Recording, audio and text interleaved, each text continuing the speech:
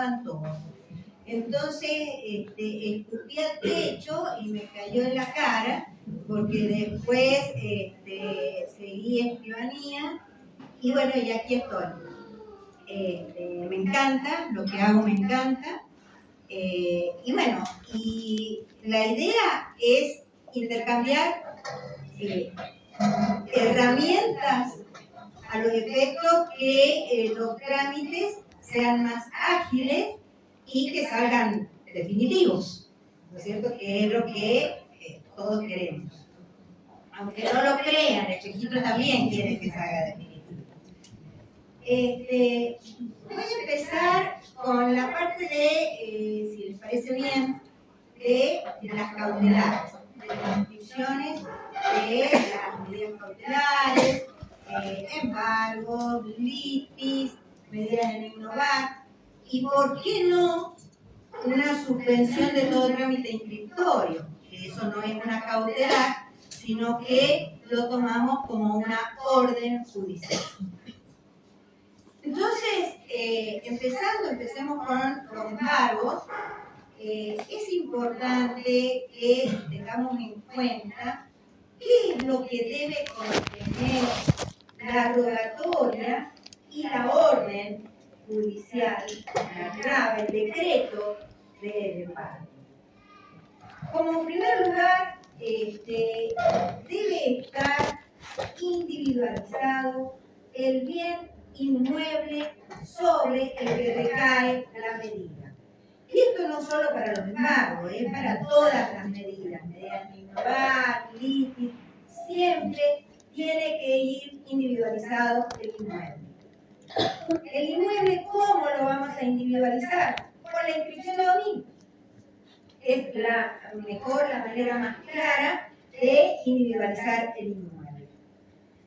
La inscripción de dominio con el tema, con el folio real, con la utilización del folio real como una técnica de registración, es lo ideal, porque en el folio real está determinado todas las medidas, superficie, nomenclatura catastral del inmueble.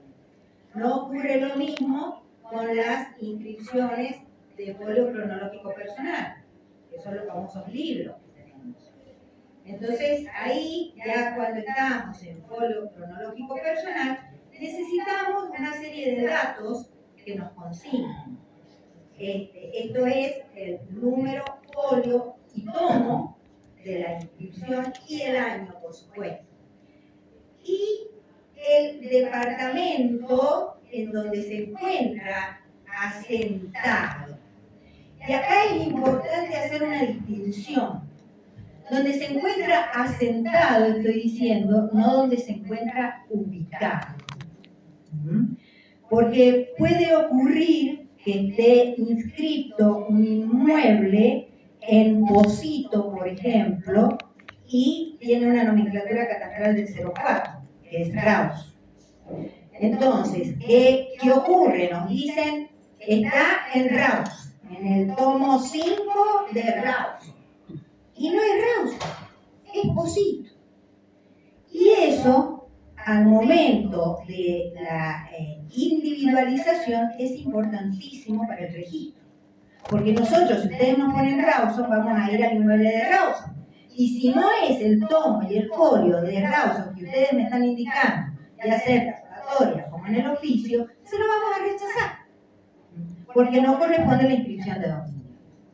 Hay muchos inmuebles que están inscritos, por ejemplo, tenemos Pocito, tenemos Rivadavia y Capital, ¿no es cierto? Tenemos Sonda y Rivadavia, Santa Lucía y Capital, todos que están en los límites, ¿no es cierto? Pueden estar, al haberse modificado los límites de los departamentos, pueden estar ubicados actualmente en un inmueble, en un departamento, pero inscrito en otro. Entonces, eso es importante que lo hagan notar al momento de la individualización. Cuando se trata de inmuebles que están inscritos en folio cronológico personal, tal vez es necesario que tengamos otro dato para individualizar el inmueble. Porque, ¿qué pasa en esto de cronológico personal? Puede ocurrir que en una misma inscripción exista más de un inmueble.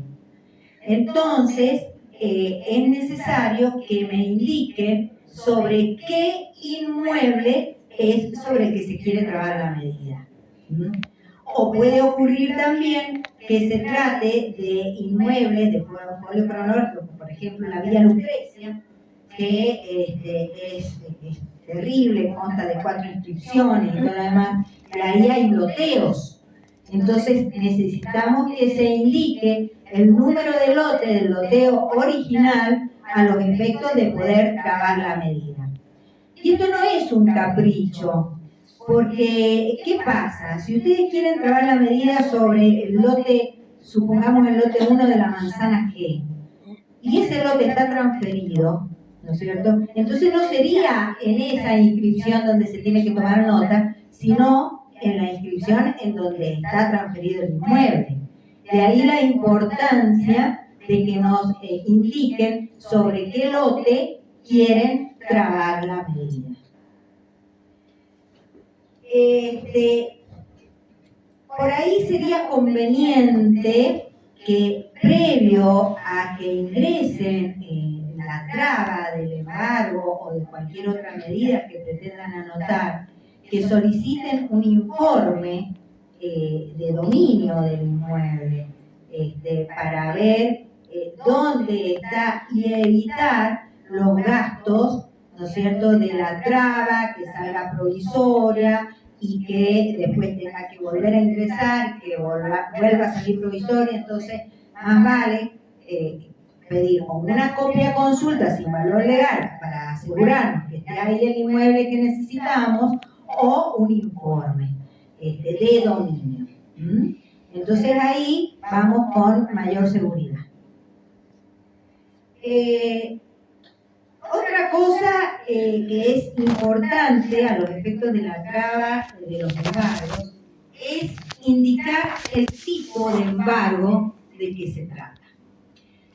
Es muy importante eso porque depende del tipo de embargo de que se trate, va a ser la calificación registral que vamos a hacer. Entonces, tipo de embargo, ¿a qué nos referimos? Embargo preventivo, ejecutivo, ejecutorio o legal. Entonces, el preventivo es un tipo de embargo que puede o no puede tener monto.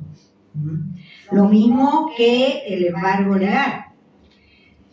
En cambio, el embargo ejecutivo y el ejecutorio necesariamente debe tener un monto que se publicite, o sea, que debe indicar el monto, el decreto de embargo.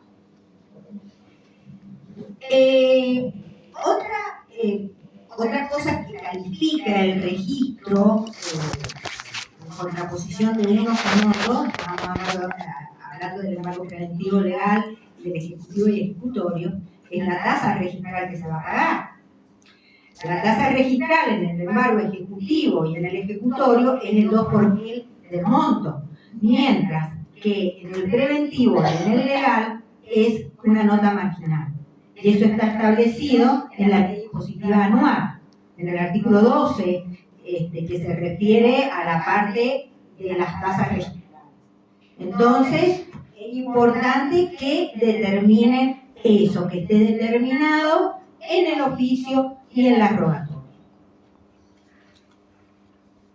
Y otra cosa a tener en cuenta es la determinación del monto, en el caso de esto que hemos estado hablando, del ejecutivo y el ejecutorio, que es indispensable que esté el monto. No así en los otros tipos de embargo a los que les hice referencia.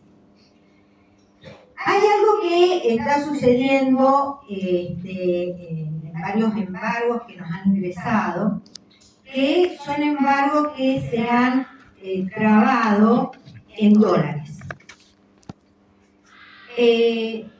Ustedes saben que el artículo 765 y 766 del Código Civil y Comercial han sido reformados por el DNU Y esos artículos, esa reforma, si bien el DNU cayó en varios ítems, en esos ítems quedó vigente. Y ahí es donde establece el antiguo artículo 765, hablaba un poco que son las obligaciones de dar cosas de dinero. Entonces, como que decía, sí, está permitido en una moneda que no sea de curso legal, pero al final del artículo decía, bueno, pero el deudor se puede liberar entregando la misma cantidad, o sea, la equivalencia, ¿no es cierto?, en moneda de curso legal. Entonces, como que la cuestión del dólar, como que quedaba medio también ahí en la nebulosa. El DNU lo cambió. El DNU dice, si se ha pactado en dólares, no lo dice específicamente así, pero en la moneda que se ha pactado, en esa moneda se debe devolver. No se puede devolver en otra. El artículo siguiente dice que el deudor solo se va a liberar entregando la moneda que se pactó. Entonces, acá tenemos también otra cosa a tener en cuenta, que es lo que establece la ley 151I, que es el Código Tributario, que establece en su articulado que a los fines de los pagos de las tasas, ¿no es cierto?, se tiene que colocar la equivalencia en pesos, ¿no es cierto?, al momento de hacerse exigible la deuda, al momento que se ordena la traba, a los efectos del pago de la tasa. ¿Cómo nos están entrando los oficios? Y bueno, ahí parece que se ha hecho una melange entre los nuevos artículos, los viejos artículos, el Código Tributario. Entonces, nos cuesta distinguir qué es lo que quieren, sobre qué monto quieren trabajar. Entonces es importante que cuando sean obligaciones en dólares, que el juez nos aclare únicamente la equivalencia a los efectos del pago de la tasa, nada más, pero tiene que quedar en dólares y nosotros lo vamos a publicitar en dólares. Entonces, la equivalencia es para pagar la tasa registro. Otra cosa que también me gustaría decirles como una herramienta es el tema sobre qué podría ir el embargo. ¿Y qué es esto? A ver, sobre que ustedes saben que el registro inmobiliario es un registro de títulos, pero que publicitamos el derecho real que existe, que tiene una persona. Si tienes un registro de títulos, estamos publicitando ese derecho real. Dominio, condominio, usufructo, uso, habitación. A ver, ¿qué se puede embargar? Se puede embargar el usufructo. Esto es una reforma del Código Civil Comercial. Esto antes no se podía hacer, registralmente hablando. O sea, se podía embargar el usufructo, pero era fuera del registro, ¿no es cierto? Actualmente, como el usufructo es un derecho que ha entrado al comercio y se puede subastar, se puede vender, también se puede embargar. Entonces, se puede embargar el usufructo. Y esto es útil saberlo, sobre todo cuando aquellos de profesión deudor que se deshacen de todos los bienes, ¿no es cierto?, y que no hay de dónde agarrarlos para cobrar, ¿no es cierto? Entonces está la otra medida que es la inhibición, pero sabemos muy bien que sí, lo inhibimos, pero si no tiene bienes, estamos en las mismas. Entonces, el usufructo actualmente sí se puede embargar en el registro. No así el uso. El uso es pasible de embargo, pero no se publicita registralmente. La habitación no se puede embargar. El derecho real de habitación no se puede embargar. Hay otro tema también que por ahí genera un poco de confusiones, que es el embargo sobre derechos y acciones. Eso no se puede. Son derechos personales. Acuérdense que nosotros somos un registro real. Entonces, no vamos a embargar derechos y acciones. Muchas veces lo hemos hecho por insistencia y bajo la responsabilidad del juez oficiante, ¿no es cierto? Porque vienen, insisten los jueces, y bueno, lo hacemos para no caer en desacato, pero eso no significa que esté bien. O sea, es un derecho personal, no entraría dentro de la registración inmobiliaria. Bueno. Otra cosa que también me gustaría que tengamos en cuenta es que en el artículo 197 del CPC o el 63 del CPL hace referencia a que se va a permitir la traba del embargo preventivo y que si dentro de los 10 días no se interpone la demanda, como que se entiende que ese embargo cae, sin necesidad de otra medida o de otra resolución que establezca que va a caer por aplicación del artículo del Código. Pero eso es procesal, no es registral. Registralmente, o sea, tiene que venir una orden del juez que lo levante.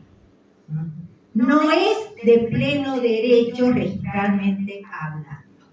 Puede ser dentro del proceso, pero si se ha registrado ese embargo en el registro, se tiene que levantar, porque si no va a estar 5 años grabado ese embargo en el inmueble.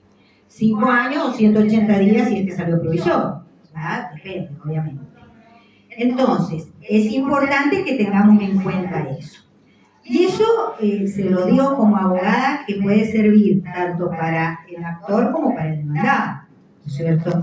Porque, a ver, si yo soy abogada del demandado y veo que le cayó porque no la interpuso a la demanda, mi cliente va a seguir con el embargo ahí sobre el inmueble, no va a poder hacer nada durante 5 años.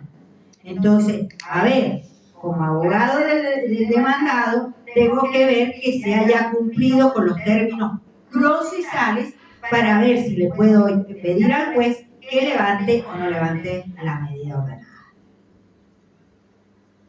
Bueno, otra cosa que es importante a tener en cuenta, estábamos hablando recién de el oficio que les decía yo. Bueno, el oficio es necesario, no es necesario. Hemos tenido varias charlas respecto a esto. Y a ver, el registro actúa en virtud del principio de rogación. El registro no actúa de oficio, necesita la orden. Entonces, esa orden es necesario, que la rogatoria es necesaria. Es necesaria porque conforme a nuestra ley 137C, en el artículo 49, está establecido que se tiene que presentar la solicitud de inscripción a notación. Bien. Otro, la ley impositiva también dice, a ver, se tiene que pagar por rogatoria, ¿no es cierto?, 2 azules y una marrón. No me acuerdo las unidades plurales, 54 T y sobre las. Entonces, no podemos deshacernos de la rogatoria. No podemos deshacernos. Pero sí podemos deshacernos de los juicios. No es que no exista la orden. Sí existe la orden. Sino que la rogatoria va a cumplir la misma función que el oficio. ¿Por qué? Porque en las rogatorias muchas veces sacamos provisoria, falta transcripción de las partes pertinentes de auto. ¿Por qué? Porque la rogatoria es lo que necesita el registro. Entonces, si la rogatoria no está bien llena, no está bien completa, entonces, sí, ahí muchas veces salva el oficio. ¿no es cierto? Nosotros lo pegamos, pero si la idea es que queremos despapelizar, que queremos ir acortando las cosas, los trámites, si se llena bien la rogatoria, no sería necesario el oficio. Tenemos que tener presente una cosa también. Si me llevan el oficio o no, tiene que haber una concordancia entre lo que se está rogando y el decreto judicial. Por ejemplo, si el juez me dice, reinscríbase el embargo ejecutivo ordenado a hoja tanto, ¿no es cierto? Y en la rogatoria, en el rubro 17, que es donde se transcriben los decretos, providencias, resoluciones, me transcriben eso. Perfecto. En la primera parte, a ver, acá he traído una rogatoria. Pero acá, que es el acto que se me está solicitando inscribir, me ponen embargo ejecutivo. ¿Qué quieren? ¿Embargo ejecutivo o reinscripción?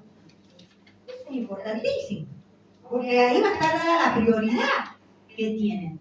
Porque si es reinscripción y lo que están solicitando la reinscripción en término, entonces voy a continuar con la prioridad que tenía desde el embargo originario. Pero si ustedes me ponen acá embargo ejecutivo, ¿no es cierto? Yo entiendo que es un embargo nuevo que me están solicitando. Entonces, ¿qué va a pasar? Y provisoria, falta de concordancia entre el rogatorio y decretos que ordenan la medida respecto al tipo de medida que se pretende inscribir. ¿Qué quieren? Es importante, muy importante que me distingan eso. Y esto es para todo tipo de restricción, de embargo, de litis, de medida, de cualquier. Es importante. Acuérdense que a los efectos de tomarlo como reinscripción y mantener la prioridad, es necesario que se presente antes del vencimiento de la medida. Porque si me lo presentan a 5 años y un día, ya caducó. Y se lo vamos a rechazar. Es importante también, al momento de la reinscripción, que me indiquen cuál es el embargo que pretenden reinscribir. Como les dije recién, puede ser uno de profesión deudor y tiene 500 embargos anotados ahí. Entonces, ¿cuál es el que quieren? El que está anotado en tal lado. O puede ocurrir que sea un embargo que ha caducado. Entonces, si ustedes no me dicen la inscripción, yo tengo que entender que no hay ningún embargo que se pretenda reinscribir. Porque yo no sé si sabe su señoría que el embargo que se trabó oportunamente ya caducó. Entonces, ya no sería una reinscripción, sino la inscripción de un embargo nuevo. Entonces, es importante cuando vayan a reinscribir cualquier medida que se indique la inscripción, no solamente la inscripción de dominio del inmueble, sino la inscripción de la medida, del embargo. Que en el caso del folio real no sería tanto inconveniente, lo único que me tendrían que indicar es que se trata del embargo inscripto en su rubro 7 a 105, ese es el que pretende reinscribir. Se hace un poco más complicado cuando estamos ante una inscripción de folio cronológico personal. Porque en ese tipo de inscripciones me tendrían que indicar la inscripción de la medida. ¿Qué es esto? Estas medidas nosotros teníamos antes de folio protocolos especiales, ¿no es cierto?, para embargos, para litis. Entonces, todos esos son protocolos distintos. Entonces me tendrían que decir, a ver, quiero reinscribir el embargo anotado en el número tanto, folio tanto, del tomo 5 de embargo área 1 o área 2, que era como estaba dividido antes del registro. Entonces, ahí nosotros vamos a ir a buscar ese embargo a los efectos de la nueva calificación. tener en cuenta cuando se reinscribe un embargo, tiene que ser exactamente el mismo embargo que se inscribió oportunamente a los efectos de mantener la prioridad. ¿Qué pasa muy seguido también? Quieren reinscribir el embargo, supongamos que era de 500.000 pesos, y dice se reinscriba el embargo anotado, supongamos que está todo perfecto, en el rubro 7 a 102, todo, por 3 millones de pesos. Eso, ¿qué pasa? Se me van a decir, bueno, pero es que ahora una nueva instalación y el monto cambia. Pero tienen que pedirme reinscripción y ampliación. Para reinscribir tiene que ser exactamente el mismo. Y ahí vamos a mantener la prioridad.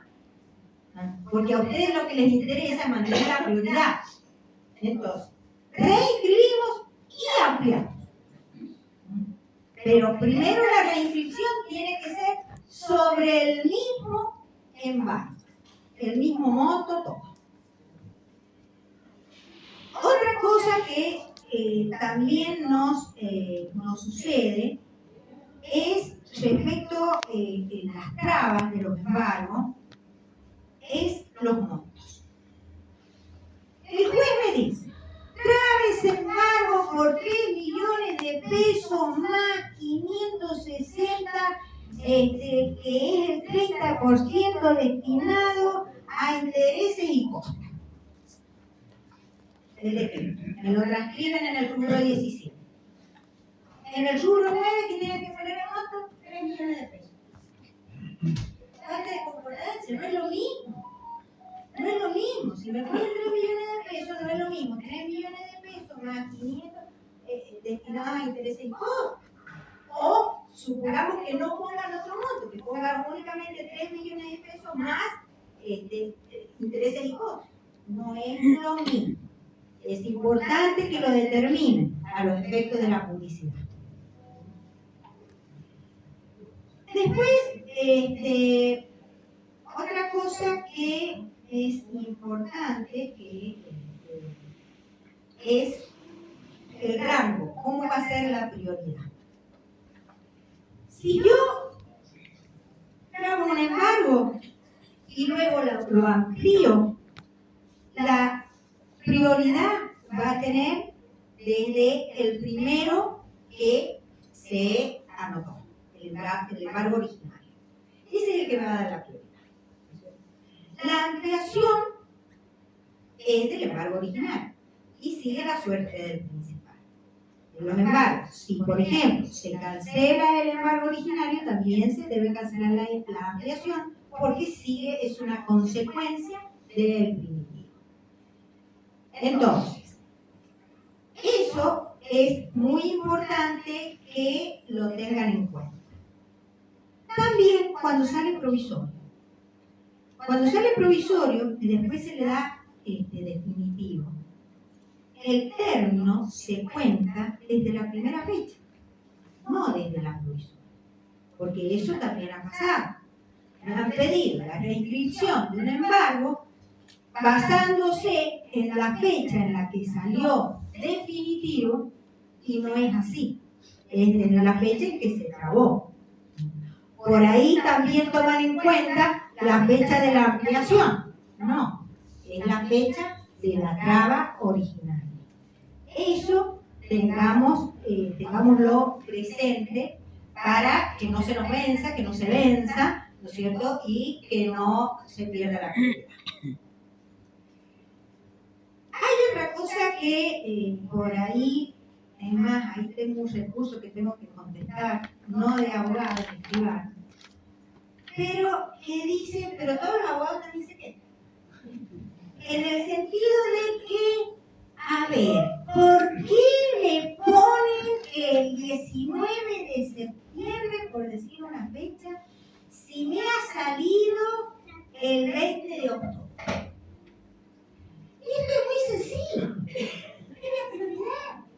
Si a los efectos de la vía recursiva se les va a contar del término de recurso a partir del momento en que se encuentra a disposición del profesional en esa entrada del registro. O sea que no corren peligro de perder la vía recursiva. Pero a los efectos de todo lo demás, conforme al artículo 19 de la ley 17.801, ¿no es cierto? Establece que la prioridad se va a dar por el número de orden y la fecha de ingreso establecido en el ordenamiento diario establecido en el artículo 40 de la 17.801. Entonces, yo no les puedo dar otra fecha que no sea la que figura en el ingreso porque los tengo que proteger. Los tengo que proteger. Por las demoras, por H, por B, gracias a Dios, ahora de 10 en los términos, pero puede ocurrir que chifle el moño y que se nos venza algo, no van a tener peligro con la vía recursiva. Es más, si hay algún inconveniente, también está previsto en una disposición técnica registral las prórrogas de oficio a los efectos de no perjudicar, ¿no es cierto?, por alguna demora a la que pueden suceder. O sea, en ese sentido, quédense tranquilos. Pero también se tienen que quedar tranquilos de que la fecha que se les está colocando es la fecha en que ustedes ingresaron el instrumento.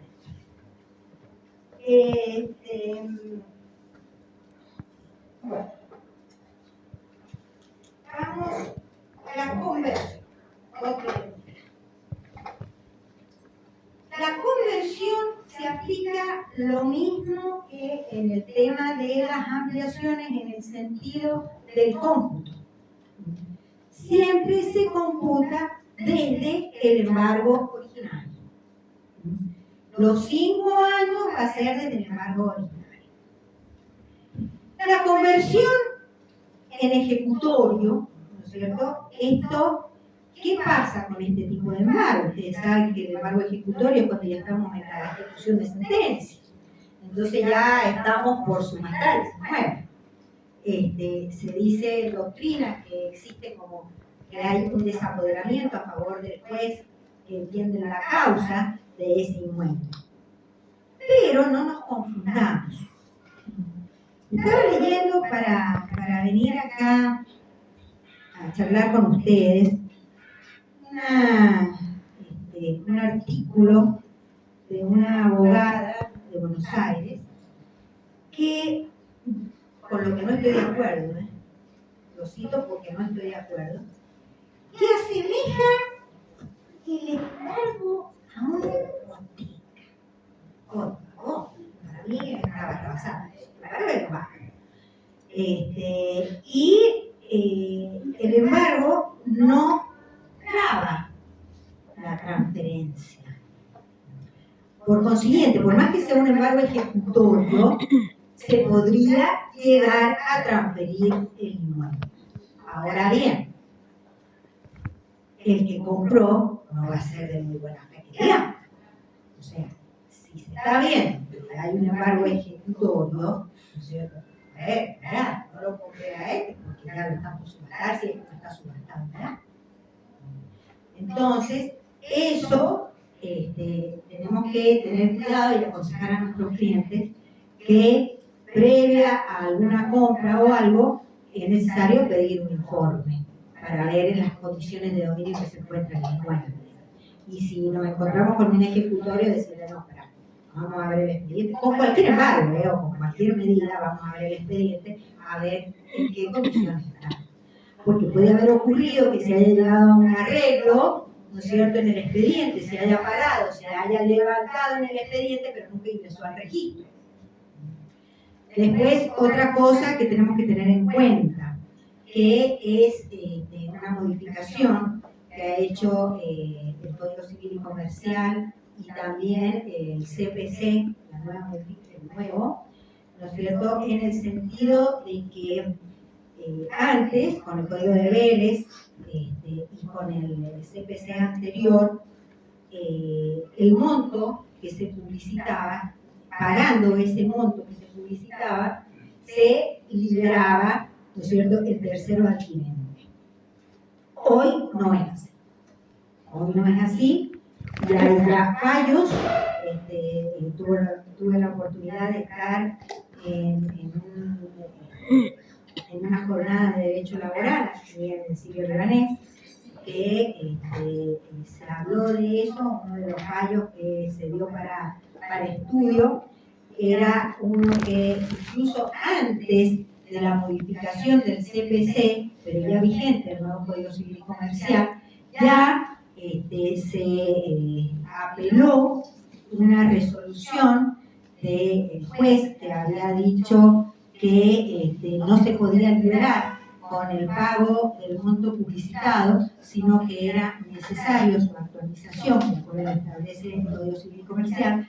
Se apeló esa sentencia de primera instancia basándose en el CPC, y la Cámara confirmó. Obviamente después se modificó el CPC y actualmente, ¿no es cierto?, está que se tiene que actualizar los montos, que no se libera con el pago del monto publicitario. Bueno. Otra cosa a tener muy en cuenta es el cumplimiento de los acuerdos 114/89 y 6/90. Estos acuerdos, ustedes saben, hago una pequeña historia de cómo era el registro, a los efectos de todas las instituciones judiciales. Antes del año 2001 se hacía mediante la presentación en el registro de los expedientes. Iban los expedientes al registro. ¿Se imaginan el bolón que hay? Toda la cosa ahí.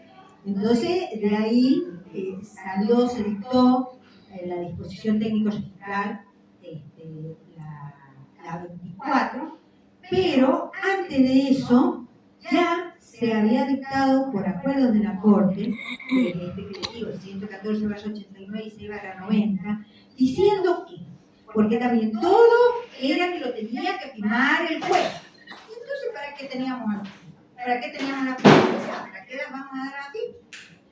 Entonces, se permitió con estos acuerdos que no necesariamente tiene que estar firmado por el juez, sino que puede estar firmada por una firma autorizada. Pero ¿cuál sería el requisito?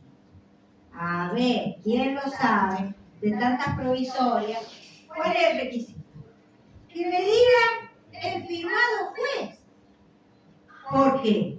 Porque si no me dice el firmado juez, es que la orden te la está dando una persona con firma autorizada, y eso no puede ser.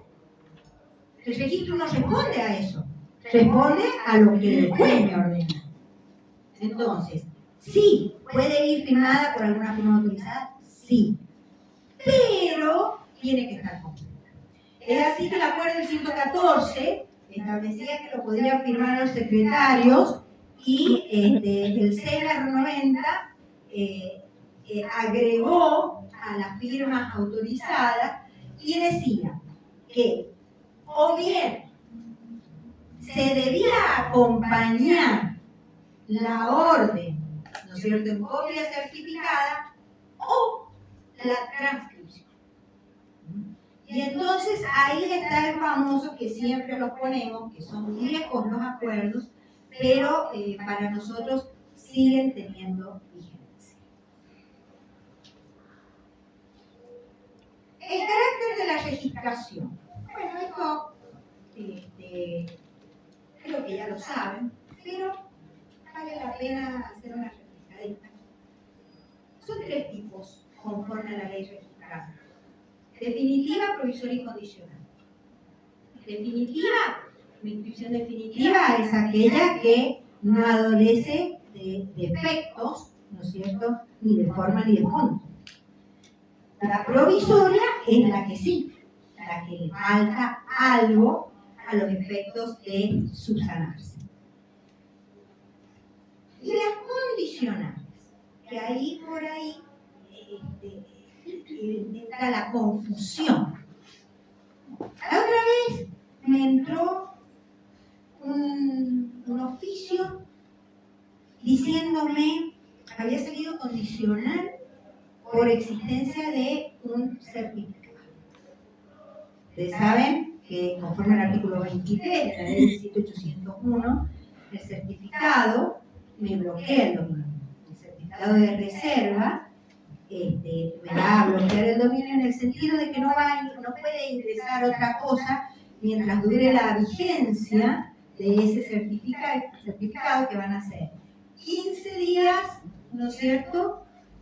Más los 45 días establecidos en la ley 17801 para la presentación de la escritura. Entonces, en total son 60 días. Si entra una medida durante la vigencia, durante esos 60 días, va a estar condicional la medida. Pero que esté condicional no significa que tenga algún defecto que la haga caer, sino que está condicionada a otra inscripción o a algo que va a suceder, que les di el caso del certificado. Si el escribano no presenta, ¿no es cierto?, la escritura dentro de los términos legales, o bien la presenta dentro de los 45 días, pero cuando la ingresa, nosotros, que eso sí lo calificamos, advertimos que se ha otorgado después de los 15 días de vigencia, entonces también caería esa prioridad, ese bloqueo, esa reserva, y la medida cautelar entra y se llama. Pero solo, no necesita ningún asiento, es de pleno derecho. ¿Qué pasó? En el caso que nos ocupa, el que les digo de que me mandaron el oficio, me decían, a ver, inscríbalo en forma definitiva, porque le había caído los plazos al escribano para presentar la escritura. Inscríbalo en forma definitiva, pero es que está escrito en forma definitiva. El condicional no es provisorio. El condicional es una inscripción definitiva. Entonces, eso ténganlo presente. Otro motivo por el cual nosotros escribimos una medida en forma condicional es cuando existe un bien de familia o una afectación al bien. ¿Y esto por qué? Porque justamente el bien de familia, el condicional, ¿no es cierto?, no es 180 días.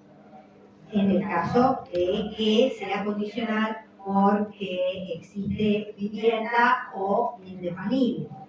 Eso va a durar 5 años esa inscripción. Obviamente puede decretarse la inoponibilidad de eso. A ver, esto es muy importante. Ustedes saben que ya la Vieja 14394, eso también el nuevo Código Civil y Comercial también lo refrenda, dice que el bien de familia lo va a hacer inembargable para todas las deudas que sean de aquí en adelante, o sea, de la inscripción para adelante, no las anteriores. Pero ¿qué nos ha estado pasando? Y eso, por eso es importante ustedes como abogados, cómo se lo solicitan al juez para ver cómo va a salir la orden. No pidan la desafectación. Pidan que se decrete inoponible para el embargo de ustedes. Porque si ustedes piden la desafectación, el registro lo va a levantar por orden del juez y le van a entrar todos los embargos que pueda llegar a tener. Entonces, no les conviene. Y eso no es contrario el pedir eso con lo que establece el Código Civil y Comercial en los artículos 396 y 397. No es contrario, ¿no es cierto? Entonces lo pueden pedir, porque por ahí los jueces tienen miedo de declarar inoponible. No, pero más miedo hay que tener de desafectar. ¿Por qué? Porque también nos pasó que lo desafectaron, después pagó y después querían volver a afectar y ya no podemos. Porque para volver a afectarlo se necesita de cumplir la serie de requisitos establecidos en el código, en las disposiciones técnicas, ¿no es cierto?, a los efectos de afectar a vivienda. ¿Cierto? Entonces, si se ha desafectado, perdió la protección. Y si se vuelve a afectar con posterioridad, va a ser de aquí para adelante, o sea, lo anterior ya son. Entonces, lo que tienen que pedir es que se decrete inoponible para el caso en particular.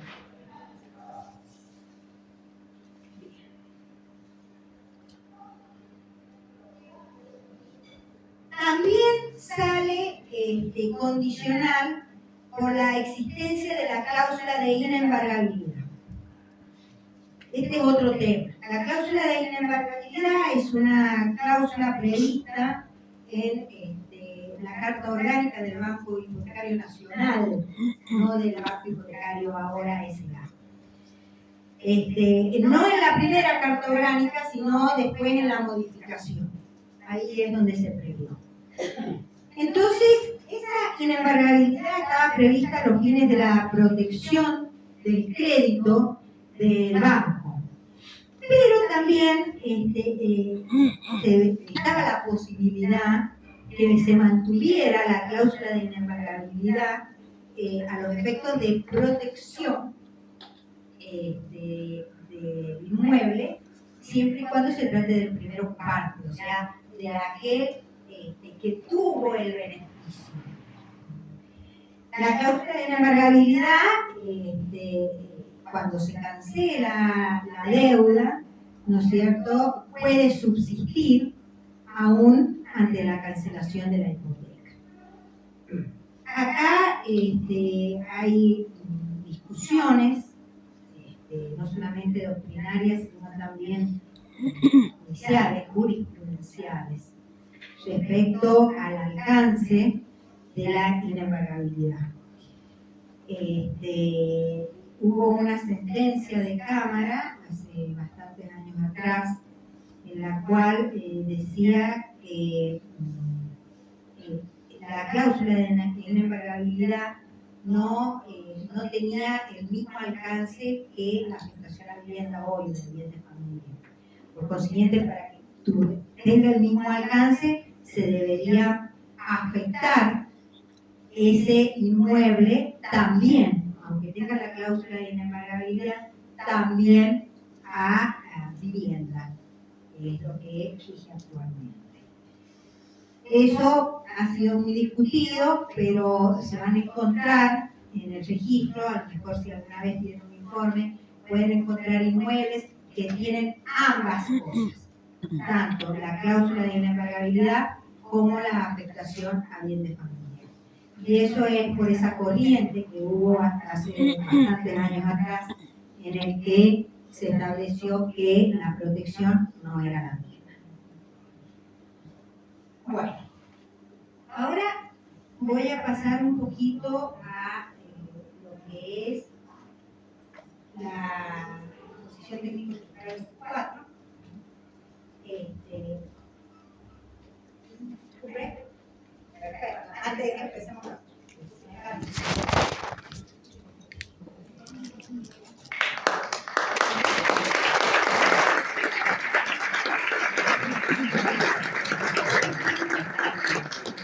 una pestaña, estamos introducidos de poder hacer eso, que ustedes en la página del foro pueden entrar desde ahí directo al micrositio de registro. En ese micrositio hay una parte que está por las normativas legales, está bastante completa el micrositio. Por eso los invito a que lo miren. Están todas las normativas legales que utilizamos, casi todas, hay algunas que faltan, pero están casi todas.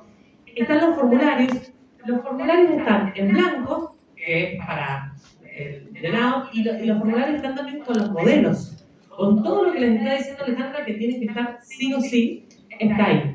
Está todo esto mismo que está hablando Alejandra en PowerPoint, en clases que se dieron, están grabadas las clases también que se dieron, están subidas esas clases, de todo esto que les está hablando Alejandra, y los PowerPoint con todos estos requisitos. Cuando tengan tiempo y tengan también dudas, pueden entrar ahí, y ahí es un lugar donde pueden encontrar bastantes respuestas.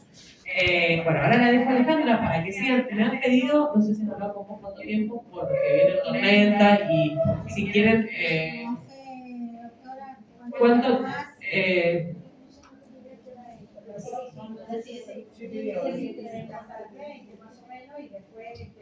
Bien. Lo que quede pendiente lo hacemos el martes. Bueno, no te quito más tiempo.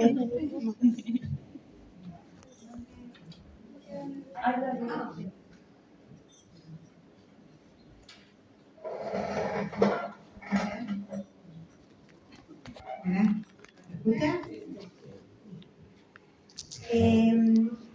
Algo que recién iba a empezar con la de Tele24, pero se me quedó en el tintero algo a lo que hice referencia al inicio, y que me gustaría decírselo porque es una herramienta que tenemos los abogados cuando estamos hasta acá y ya tenemos un certificado y ya tenemos la escritura que se está firmando, que se firmó, y quieren dejar a nuestro cliente asignado. Entonces, ¿cuál es la medida? Es la suspensión de todo trámite inscriptorio.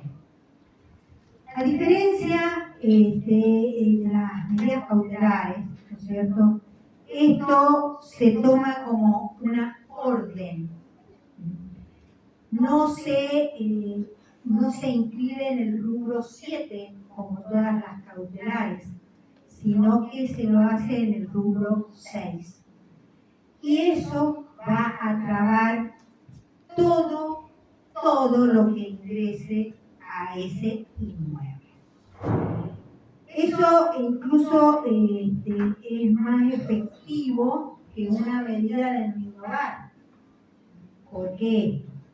Porque una medida de no innovar, como toda cautelar, va a ceder, ¿no es cierto?, ante un artículo 23, es decir, ante un certificado, o ante la prioridad de el que primero ingresó el instrumento. Mientras que la suspensión de todo trámite inscriptorio, todo lo demás cede a eso. Y hay un fallo muy lindo de la Cámara. Fue un recurso, es más, ahora tengo la escritura ahí que volvió a salir provisoria después. En el año 2008-2009 ingresa un certificado sobre una inscripción y posteriormente ingresa la escritura. Pero entre el certificado y la escritura ingresa una medida de no innovar, lo cual sale condicional por existencia del certificado. Posteriormente ingresa la escritura. Esa escritura salió provisoria. Por consiguiente, esa medida de no innovar, ¿no es cierto?, continúa condicional hasta tanto no se inscriba en forma definitiva la escritura, que va a ser el momento a partir del cual se va a desplazar, ¿no es cierto?, esa medida ordinaria. Sale provisoria, entonces ahí entra la suspensión de todo trámite inscriptorio. Y entonces ahí queda.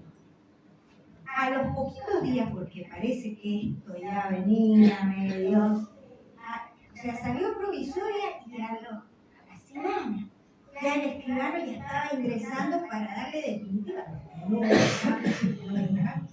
A la semana pero ahí había ingresado la suspensión. Entonces estuvo suspendida hasta marzo de este año. Hasta marzo de este año.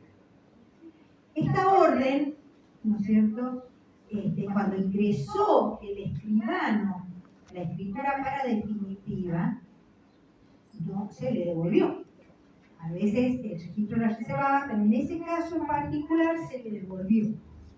Se le rechazó. Dice, no, existe una suspensión y se le notificó, ¿no es cierto?, al escribano la suspensión de todo trámite escrito. A lo que el escribano interpuso el recurso de recalificación. Y así estuvo, recurso de recalificación mal, recurso de apelación fiscal mal, recurso de apelación judicial. Y la Cámara se lo rechazó. O sea, la Cámara sostuvo, ¿no es cierto?, que la orden judicial, porque es orden, no es una cautelar cualquiera. Es más, les digo la distinción que se hace.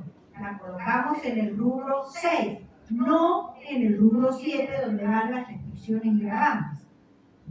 Entonces, ahí la Cámara lo confirmó, y ante esa confirmación, recién en marzo de este año, se levantó la suspensión. Y ahí pudo entrar la escritura. Y volvió a salir provisoria, y ahí entró la medida de norma. Justamente ahora la tengo que sacar provisoria porque siguió mal, o sea, mantenía su prioridad, pero le salió mal, por un tema del plano. Habían hecho un plano nuevo, entonces habían cambiado la superficie del inmueble y salió provisoria, y ahí ya le salió. Entonces, ahora, cuando ha vuelto a ingresar la escritura, ahora ya están vigentes las medidas, que también estaba, como estaba suspendido todos los términos, entonces reviven. Cuando se levanta la suspensión, se continúan contando los términos a partir del momento donde se quedó. Entonces, están los términos de la medida de mínima, la famosa esa, que fue la que llevó a todo esto. Pero esa es una herramienta que tienen. Es importante que la conozcan para poderla pedir, porque si ustedes no la piden, después no va a saber si la tiene que dar o no. Tiene que pedir al abogado, que es el que va a tener el impulso del proceso. Pues, otra cosa. Mucho que antes no estaba hablando, ahora, estos últimos 3 años, es impresionante la cantidad de nulidades que están ingresando. Las nulidades son de las escrituras, realmente de instrumentos públicos. Estas nulidades tienen su origen ya sea en juicios de redarguciones, en juicios de estafas, fraude, pueden venir del lado del penal, civil, también simulación, todo. Pero, ¿qué es lo que tiene en particular esto? Esto entra por oficio, tiene que ingresar por un oficio. Pero prestemos atención de cómo está la sentencia. Porque el registro, ya lo dije en un principio, es un registro de títulos que publicitan un derecho real. Pero no tenemos los títulos. A partir de la modificación de la Ley Orgánica de Tribunales, el archivo, que es donde está la conservación de los protocolos notariales, ya no depende del registro inmobiliario, sino que depende de la Secretaría de Prefectura de la Corte. Entonces, ¿qué pasa? Nosotros ingresa un oficio en el que nos comunica, ¿no es cierto?, que se ha dado la nulidad de un instrumento, de una escritura pública. Y nosotros no hacemos una nota marginal en la matrícula, pero a ustedes eso sí, algo les sirve. pero no les sirve de forma completa. Ustedes lo que tienen que hacer como primero es pedir que se oficie al archivo a los efectos de que por nota marginal en el protocolo del escribano se deje constancia de la nulidad de ese instrumento. ¿Y por qué les digo eso? Porque una persona que, si estamos en una simulación, un fraude, es una persona que está acostumbrada a eso. Entonces, ¿qué va a hacer? Va a buscarse un escribano y va a pedir una copia en el archivo y va a hacer un segundo testimonio. Entonces, va a querer vender, acá tengo el testimonio. Y no han ido al registro a averiguar. Y ya el otro se lo compró porque tenía la escritura original. ¿Y el registro qué? Después ya pagaron una cifra, lo pagaron confiados, ¿no es cierto? Y cuando van al registro se encuentran con esta nota marginal. Entonces, cuando son estos casos de nulidades, primero, el mismo oficio mandemos uno al archivo y otro al como segundo. Si ustedes quieren que el registro haga un asiento, el candado, mami, ¿dónde está? Me tienen que acompañar con el oficio una rogatoria, porque si no, lo único que va a hacer el registro va a ser una nota marginal. Otra cosa a tener en cuenta es que estos juicios de nulidad suelen ser largos, ¿no es cierto? Entonces, ¿qué pasa? Este fraudulento pide copias de hace nuevos testimonios y vende. Y se lo vende al doctor, y después el doctor se lo vende a la doctora, y después viene la doctora y pretende que yo anote la nulidad de esta primera. Si yo ya tengo dos más. Entonces, es importante, incluso como una medida de mejor poder antes de que salga sentencia, pedir un informe al registro, a ver en qué condiciones está. Porque si hay que pedir la nulidad, en la sentencia tiene que estar la nulidad de todas las escrituras. Porque si me viene la nulidad de la escritura del doctor, quiere decir provisorio, que yo ya tengo dos escrituras más. ¿Y qué pasa? El tracto sucesivo que rige en materia registral. Yo no puedo dejar sin efecto esta escritura, entonces esta otra escritura se va a quedar en el aire. Entonces, si se declara la nulidad de una escritura, tiene que ser la nulidad de todas las escrituras que están a partir de la que yo quiero dejar vigente. Entonces, si ustedes quieren que el registro realice un asiento de dominio nuevo, junto con el oficio, me tienen que acompañar una rogatoria para que yo haga, ¿no es cierto?, de nuevo el asiento con el titular anterior, ¿no es cierto?, pero ese asiento va a ser a raíz de esta nulidad declarada de esta. Bueno, eso es porque también es algo constante que está pasando antes, hace 3 años atrás, que hay varias de estas unidades. Antes no. Yo van a ser 19 años que estoy en el registro y en estos últimos años es cuando se está viendo las unidades, por eso que también le digo a los escribanos, tengan cuidado con la escritura, porque ahora los abogados ya se ponen a exclamar y miran mal las cosas, entonces ya se las van a atacar. Y está bien. Entonces, eso nos obliga a los abogados y a los escribanos también a ser más cuidadosos con la confección de los instrumentos. Bueno, voy a pasar pasar a lo que es la disposición técnico registral 24. En la disposición técnico registral 24 están incluidos los casos que pueden ingresar al registro para su inscripción vía judicial directamente. Es la que pueden realizar los abogados. Entonces, si bien todas ellas son pasibles de protocolización, ¿no es cierto? Pero el abogado también tiene otra herramienta para unos honorarios, ¿no es cierto? Entonces, esto está bueno.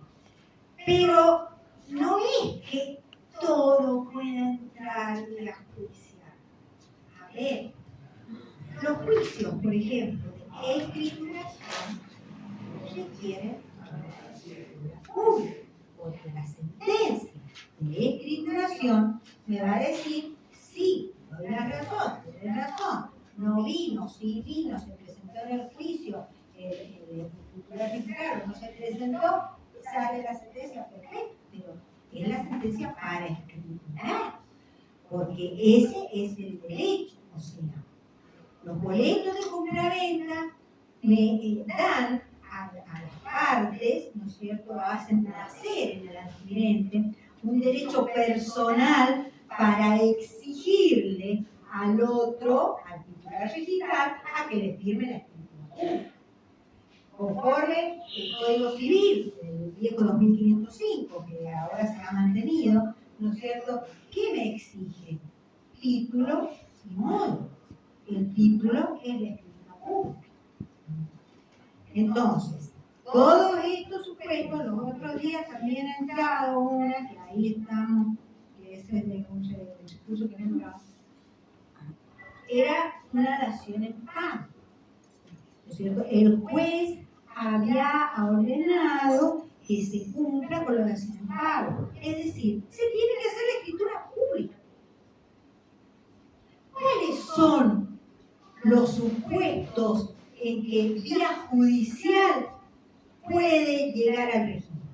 Los de la detención. ¿Qué sería?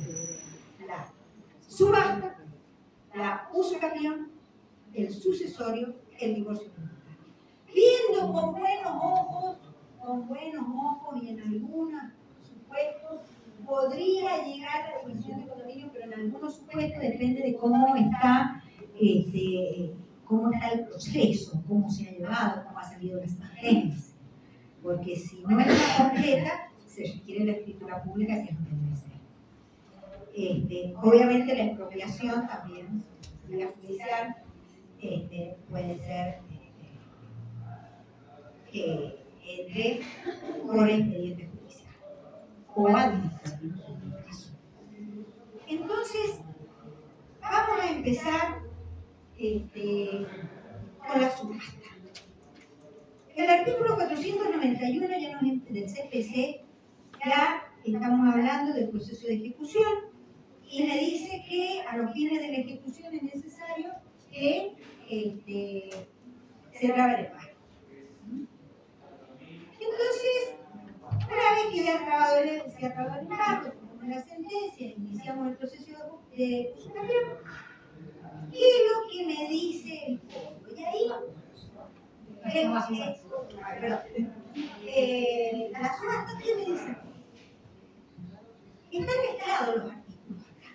O sea, yo más o menos les voy a ir dando un orden de cómo es la historia registral de estos artículos del CPC que están medio mezclados. Una vez entonces que ya tenemos el embargo trabado y iniciamos la ejecución de sentencia, ¿qué tenemos que hacer? El artículo 496 del CPC.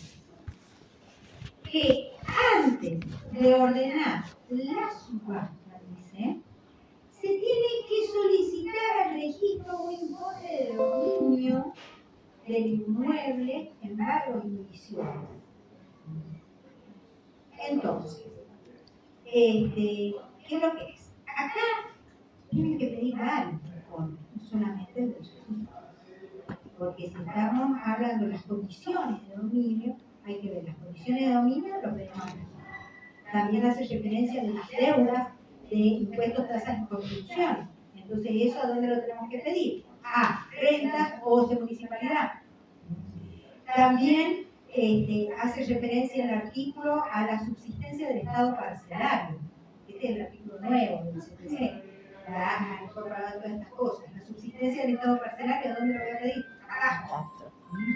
Entonces, una vez que se piden todos estos informes, la vigencia que tienen es de 60 días. En esos 60 días tenemos que apurarnos para poder hacer lo demás que requiere el código.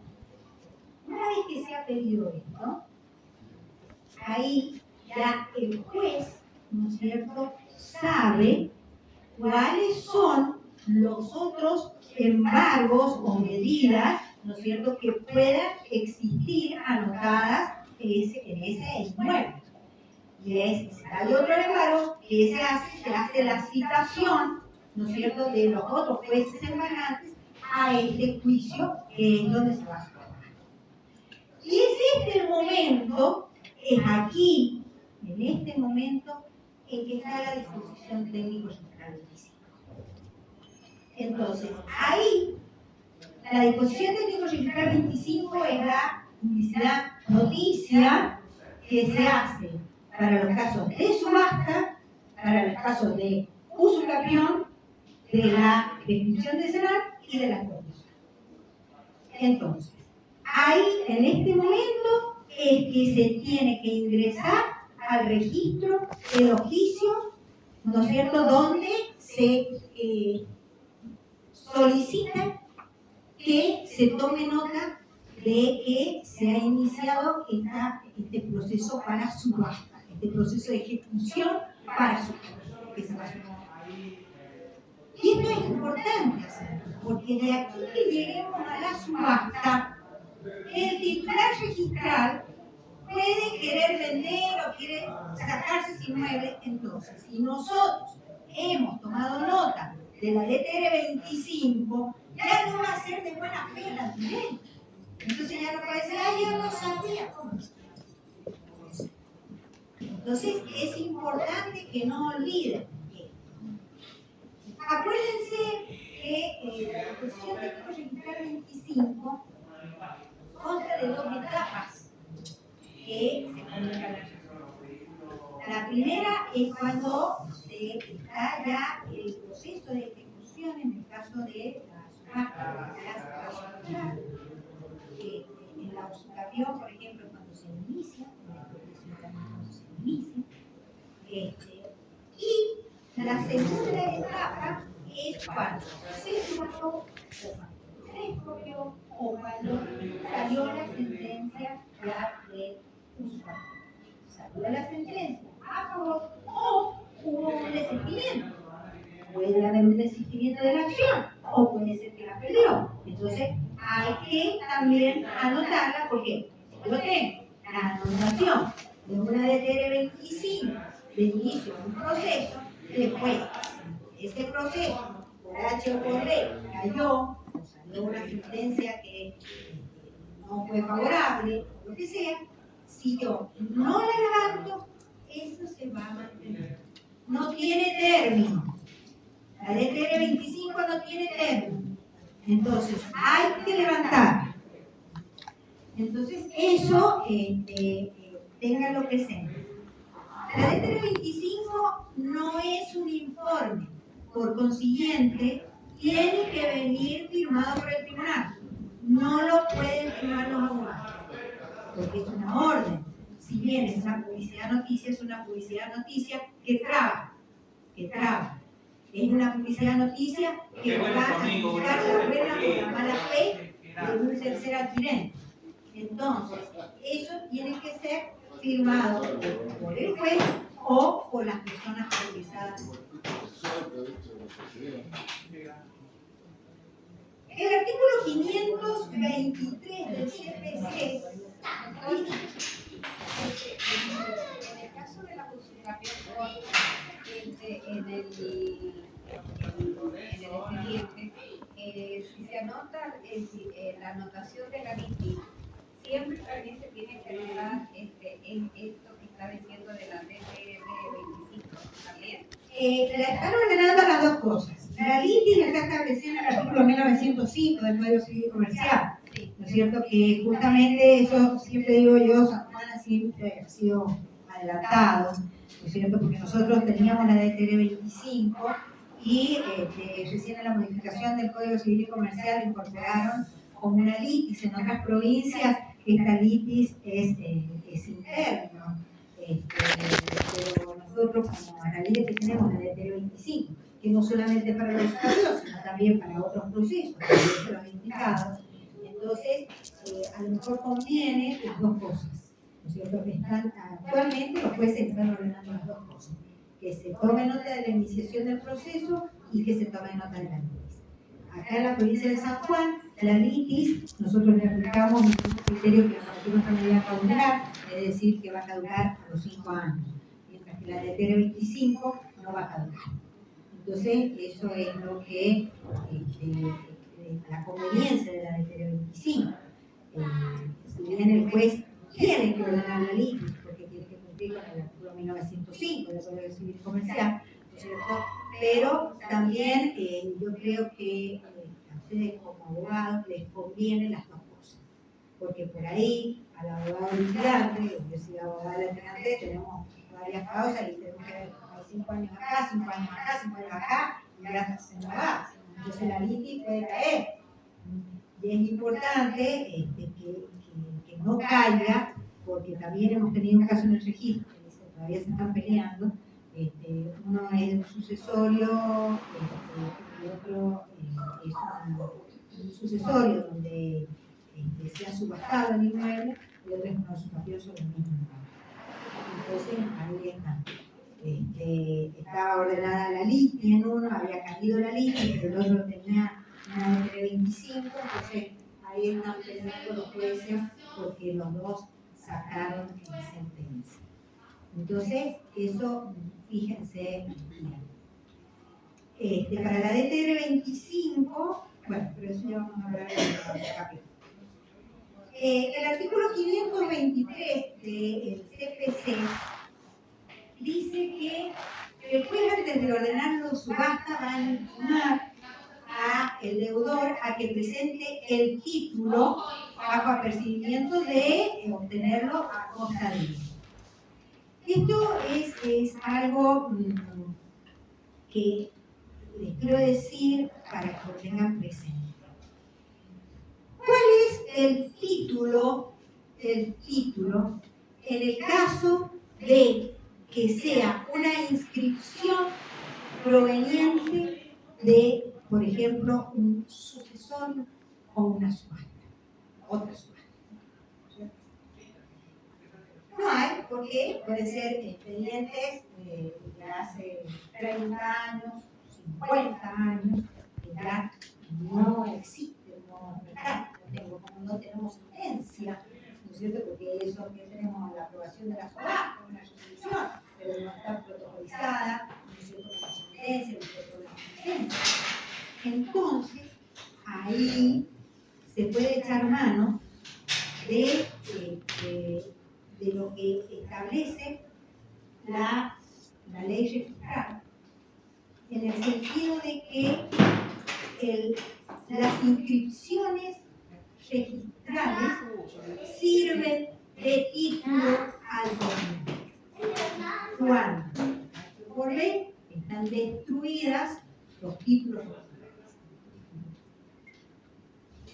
Hace ya unos 5 años atrás, antes esto no se conocía mucho, incluso ustedes saben que la ley dice que 1801 no ha sido modificada por el Código Civil Comercial, salvo lo que decía Código Civil, que ahora dice Código Civil Comercial, y lo demás no ha sido modificado. En la ley 1801 está establecido eso, basándose o se remite al Código Civil de Vélez. Entonces, por esa revisión podemos entender que como que sobrevive ese artículo, ¿no es cierto? Porque la ley no ha sido cambiada y me remiten a a ese artículo del código, que es eso que les digo, que es el caso de inscripción, pérdida o destrucción de los títulos, si las inscripciones digitales sirven de título. Como les digo, hace 5 años que ya nos están pidiendo, a los efectos de la subasta de inmuebles cuyo título adquisitivo ha sido, por ejemplo, una subasta o un sucesorio, los jueces nos piden copias certificadas, ¿no es cierto?, de las inscripciones registrales, entiéndese no solamente el folio real, sino también las rogatorias. Ustedes saben que las rogatorias tienen que estar completas con las partes pertinentes de auto, que eso siempre, los que han tenido una provisoria mía, les va a salir falta transcripción de las partes pertinentes de autos conforme a la DTR 24. Entonces, ¿por qué? Porque sirven de título. Entonces, nosotros, cuando el juez, en este momento que estamos hablando, de que se requiere el título, que es reticente el deudor en presentarlo, ¿no es cierto?, y el abogado, que es el que tiene que pedir a los efectos de seguir con el procedimiento de la subasta, entonces nos piden las copias certificadas y nosotros las entregamos. Y eso sirve de esto, el artículo 29 de la 17801 es el que hace esa referencia que les acabo de decir. Otra cosa, relacionado con lo que les comentaba recién, de que se pueden pedir segundos testimonios, es importante, si tienen que pedir un testimonio a costa del deudor, que lo inscriban como segundo testimonio, a los efectos de que registralmente ya se sepa que existe una expedición de segundo testimonio. ¿Por qué es importante la inscripción? Y bueno, porque esto es como un DNI. Si yo pierdo el DNI original, ¿no es cierto?, me van a dar un duplicado. Si yo voy a votar con el DNI original, porque después me encontré, me van a decir el presidente de no, acá figura como que hay un duplicado. Esto no sirve. Esto ocurre exactamente lo mismo. Si se va a un escribano con un primer testimonio y piden el informe al registro o el certificado del artículo 23 y surge que hay un segundo testimonio, entonces, ¿qué significa? No, este no me sirve, tráigame el segundo testimonio. Porque ha ocurrido, ¿no es cierto?, que andan pululando, ¿no es cierto?, un primer testimonio, un segundo testimonio, y van a una escribanía con una cosa y van a otra escribanía con otra. Y nos va a pasar. Y nos va a pasar. ¿No es cierto? Que en esos casos, cuando ocurre eso, la directora del registro tiene la potestad de hacer directamente la denuncia penal, en forma directa.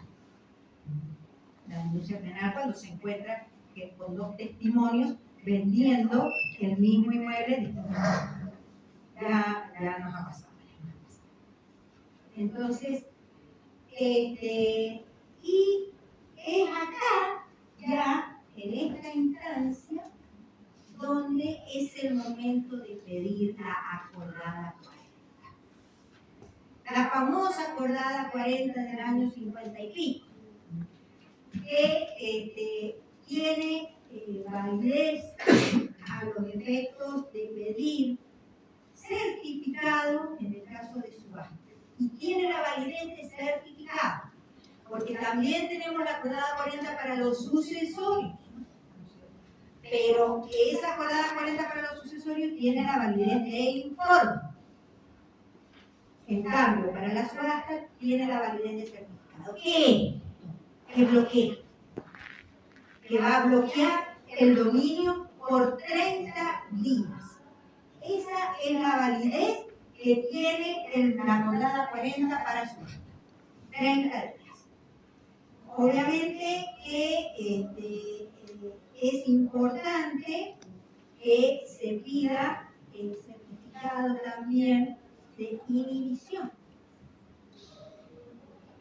Y esto surge también de la última parte del artículo 216 del CPC, en el caso que dice que la inhibición surge efecto desde la fecha de su anotación, salvo para los casos en que se pidieron certificados aptos para transmitir el dominio con anterioridad. Es decir, ahí está el bloqueo. El bloqueo a la persona. Pero este bloqueo es especial, es distinto que el bloqueo del dominio. Porque el bloqueo del dominio impide, ¿no es cierto?, que entre algo a ese inmueble, lo bloquea, lo protege el negocio jurídico en gestión. En este caso, en la inhibición, no es que queda condicionado para todos los actos, no. Bloquea para ese acto que se ha pedido, únicamente. Es decir, que puede entrar una inhibición, pero va a poder realizar la operación para la cual pidió el certificado. No sé si me doy el entender. No. Yo quiero vender.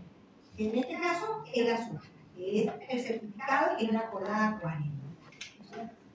Entonces, bloqueo el dominio con el certificado del inmueble y pido certificado de inhibición, que eso nunca lo piden.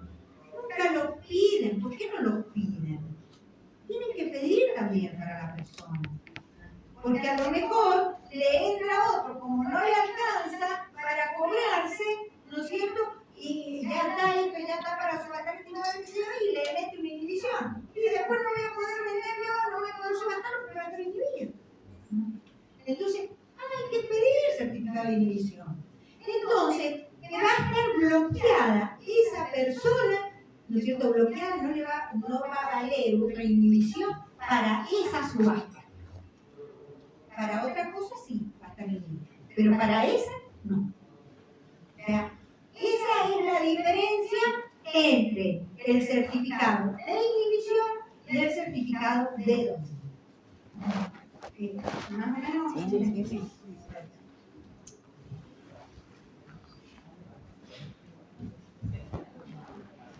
Y no sé si porque ya queda mucho. A lo mejor dejar un espacio para ahora, para preguntas de lo que se ha dado ahora, porque hasta el martes que viene, capaz que. Entonces, a lo mejor abrir un espacio de preguntas ahora con lo que ya se dio y que el martes continúe con un tema nuevo. ¿Te parece? Sí, tenemos que continuar con la subasta, pero bueno. ¿Queda mucho de la subasta? ¿Quieren terminarlo? Digan ustedes, porque es de ustedes. Que termine el tema de la subasta. Bueno, y las dudas las dejamos para el martes. Sí, anoten todas las dudas. Bueno, una vez entonces que pedimos la acordada 40, pero la acordada 40 se pide una vez que se ha ordenado la subasta, artículo 505 del CPC. Entonces, ¿qué voy a tener? Que ahí es donde se dice que se ordena la subasta, se designa un arquillero, se fija el lugar, ¿no es cierto? Y el lugar, día y hora en que se va a realizar la subasta. Entonces, ahí, una vez que se ha ordenado la subasta, ahí tengo que pedir la acordada. No la pidamos mucho tiempo antes, porque si no, no nos van a dar los plazos. Nosotros tenemos 30 días, acuérdense que son días corridos. En todos los registrados son días corridos. Entonces, por ahí se puede demorar, por ahí. Entonces, siempre al momento del 505, cuando se ordena la subasta, ahí recién pido certificado. Cuando ya lo tengo todo cocinado. Ya tengo el testimonio, ya tengo los informes, ya tengo todo.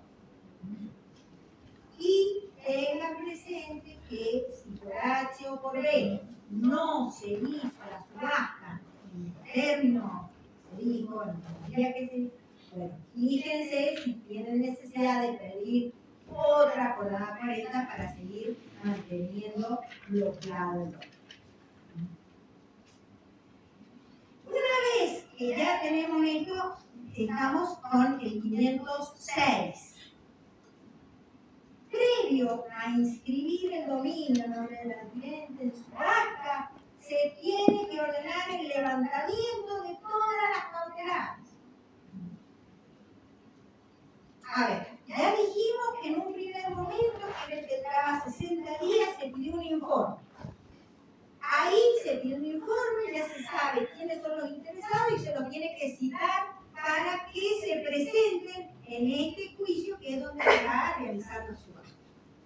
Entonces ahí, con el producido de la subasta, se van a cobrar todos. Una vez que ya se hizo la subasta y se cobraron todos, ahí se tiene que ordenar el levantamiento de todas las otras medidas.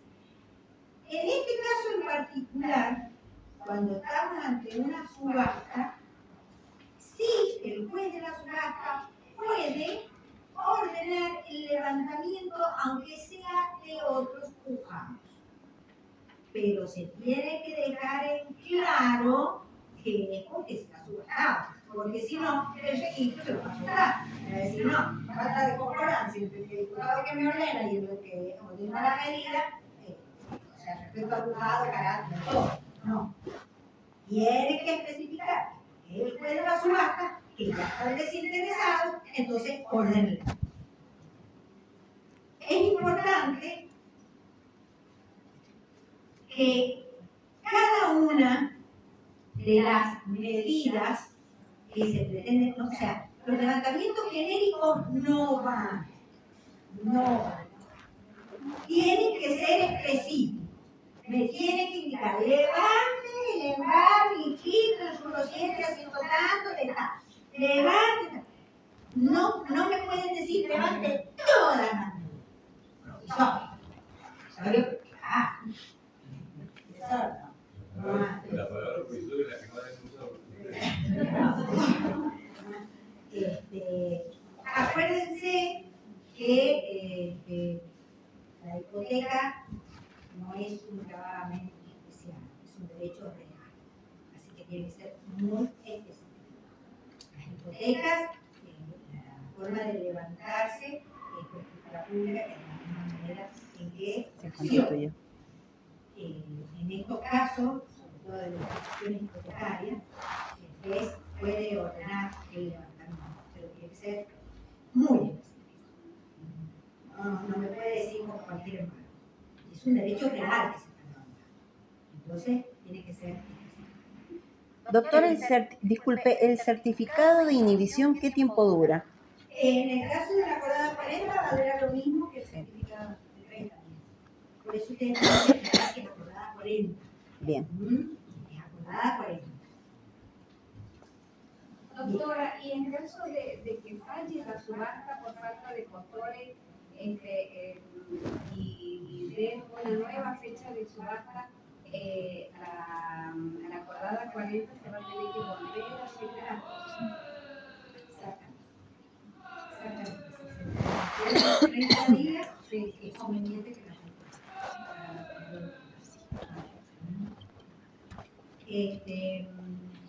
Tenemos la disposición técnica militar número 3 del 74, en el cual está prevista el levantamiento del efecto de justicia.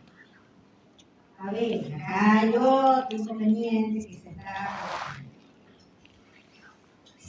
El CPC permite, ¿no es cierto? Ya lo hemos hablado, que se inscriba vía judicial. Entonces, no puedo pedir al solo efecto de escriturar. En este caso, tengo que pedir al solo efecto de inscribir lo mismo, porque si no el registro, si ve, al solo efecto de escriturar va a ser provisorio. Falta que me denuncie quién es el escribano que va a hacer la escritura. Entonces, miren lo que nos ha pasado. Había ingresado una anotación, una inscripción de una subasta y salió provisorio por existencia de amparo.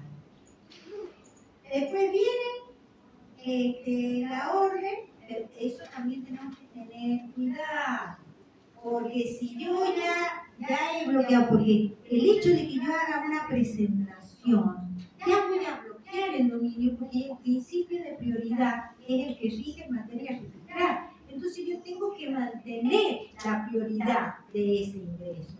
Entonces, todo lo que viene con posterioridad, no es que ingresó provisorio y que se va a dar definitivo, todo va a estar condicionado a esto.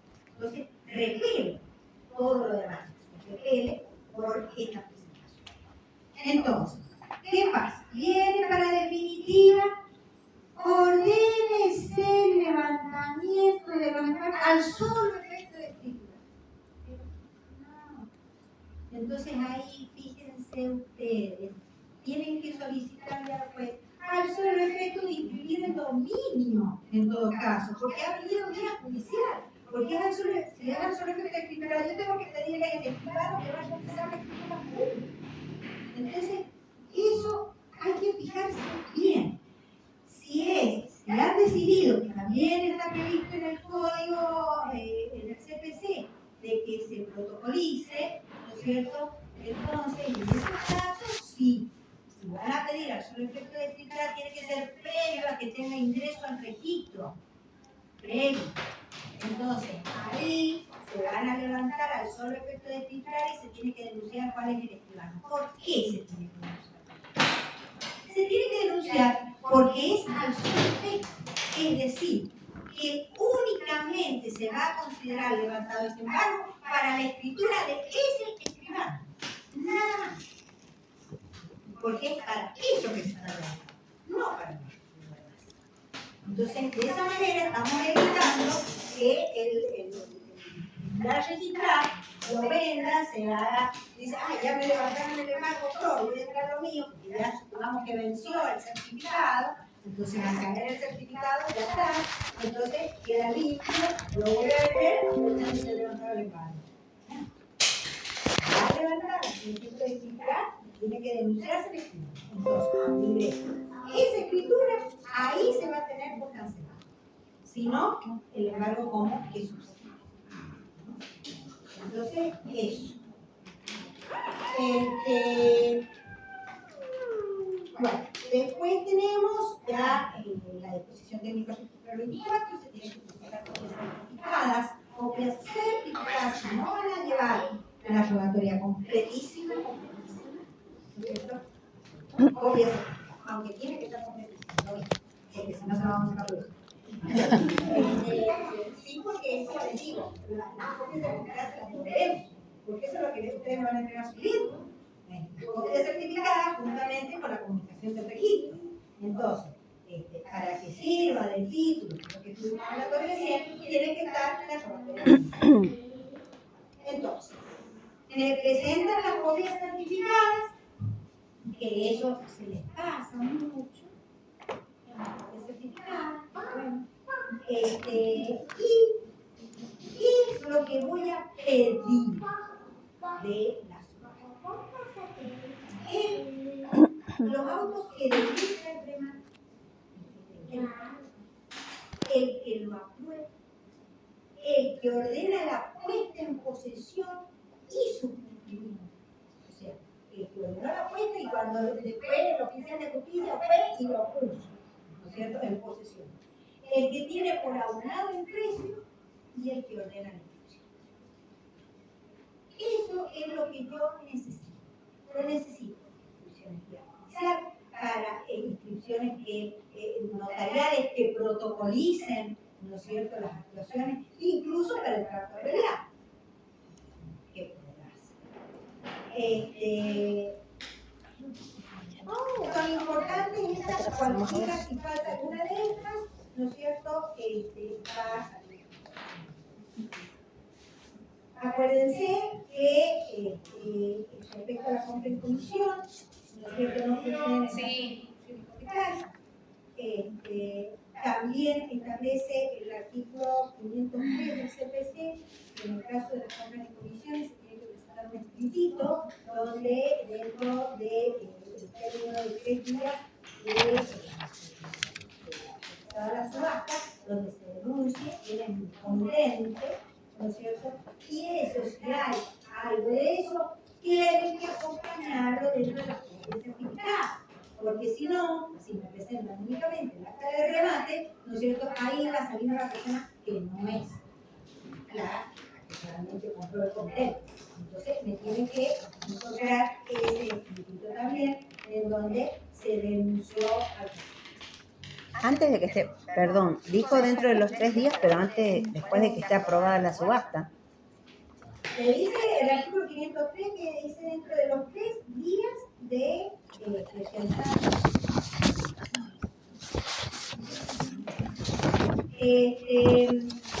Puede ocurrir que el procedimiento el fracaso de la subasta. Está previsto en el 525.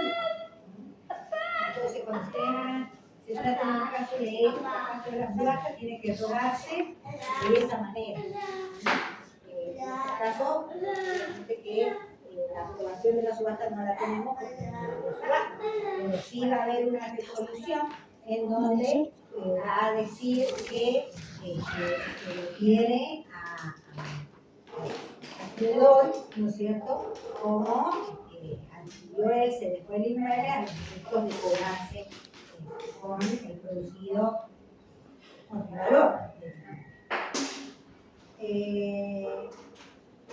La disposición técnico registral 26. Esta es importante, porque esta es la que va a producir el desplazamiento de todas las medidas que hayan ingresado después de realizar la subasta. Como yo les dije recién, el bloqueo registral, conforme a la acordada 40, se produce, pero después los términos en que ingresan al registro para inscribirse pueden no ser dentro de la ley, puede pasar un tiempo prolongado. Entonces, ¿qué puede ocurrir? Puede ocurrir que entren otros embargos. Ya la paleta se venció, ya se subastó, pero el registro no sabe nada. Entonces, de ahí también la importancia de la deterioración. Que yo avise de que se subastó. Avise, porque si avisan, nosotros lo tomamos. Entonces, ya están avisados. Supongamos que no se avisó. Entraron en embargo, entraron tiempo. Y después viene la subasta. ¿Qué me dice la DTR 26?